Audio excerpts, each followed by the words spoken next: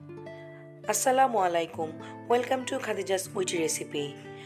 আজকে আপনাদেরকে খুলনার ঐতিহ্যবাহী চুইঝালের গরুর মাংস তৈরি করে দেখাবো।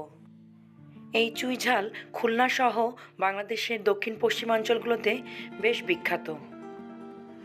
এর স্বাদ অনেকটা ঝাঁঝালো ও বেশ ভালো গন্ধও রয়েছে। প্রচুর পরিমাণ ঔষধি গুণ সম্পন্ন এই মশলা নানান রকম ঝাল খাবারে ব্যবহার করা হয়। রান্নার পর এই চুইঝাল চিবিয়ে খাওয়া হয়। চলুন দেখি কি কি লাগছে আমাদের আজকের চুইঝাল গরুর মাংসের রেসিপিতে। গরুর মাংস নিয়েছি এখানে 1 কেজি।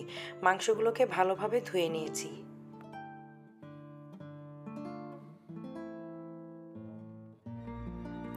এবারে এক এক করে দিয়ে দিচ্ছি রসুন বাটা 1 টেবিল চামচ, আদা বাটা 1 টেবিল চামচ, লবণ 1 টেবিল চামচ, মরিচের গুঁড়া 1.5 টেবিল চামচ, হলুদের গুঁড়া 1 টেবিল চামচ ও জিরার গুঁড়া 1 টেবিল চামচ। পেঁয়াজ কুচি দিচ্ছি আধা কাপ।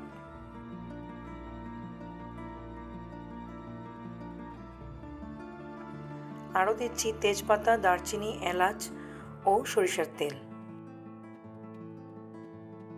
সবগুলো উপকরণ ভালোভাবে মেখে ঢাকনা দিয়ে ঢেকে চুলা অন করে মিডিয়াম হিটে বসিয়ে দিব।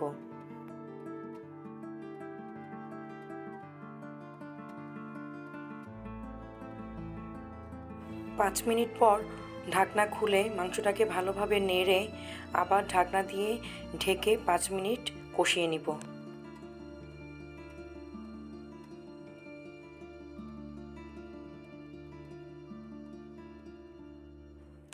মাংস থেকে বেশ অনেকটা পানি বের হয়ে গিয়েছে।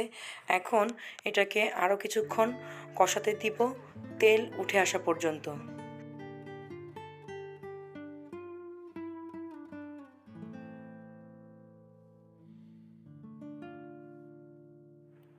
এদিকে রান্নার যে মূল উপকরণ চুইঝাল সেটাকে ভালোভাবে ধুয়ে টুকরো করে এক সাইডে রেখে দিব।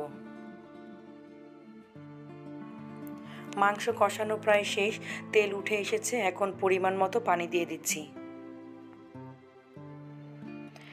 এবারে ভালোভাবে নেড়ে চেড়ে ঢাকনা দিয়ে আরও মিনিট 10 রান্না করব।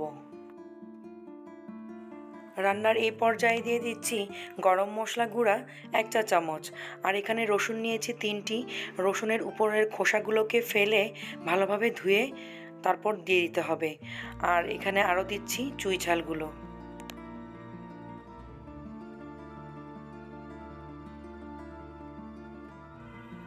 আবারও ঢাকনা দিয়ে ঢেকে রান্না করব প্রায় 20 মিনিটের জন্য।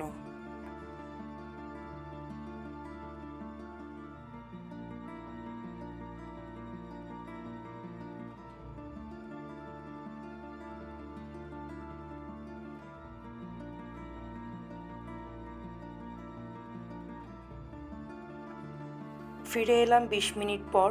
আমার রান্না প্রায় রেডি। ঝোল অনেকটা শুকিয়ে কমে এসেছে। চুইঝাল গরুর মাংসের এই রসুনগুলো খেতে অসাধারণ হয়। রসুনের প্রতিটি লেয়ারে মশলা ঢুকে এর স্বাদ অনেক গুণ বাড়িয়ে দেয়।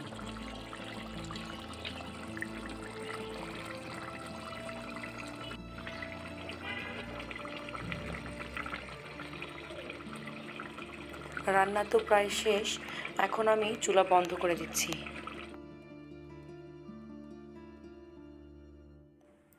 এবারে গরুর মাংস সার্ভ করার পালা। চুইঝালের খুব সুন্দর একটি ফ্লেভার পাচ্ছি, যা আপনাদের সাথে শেয়ার করতে পারছি না। যারা চুইঝালের সাথে পরিচিত তারা তো জানেনই চুইঝাল কেন এত জনপ্রিয়। আর যারা চুইঝাল এখনও ট্রাই করেননি তারা আশা করছি আজকের এই রেসিপিটি দেখে অবশ্যই ট্রাই করবেন। এমন আরও মজার মজার রেসিপি পেতে আমার চ্যানেলটি সাবস্ক্রাইব ও শেয়ার করে আমার পাশেই থাকবেন।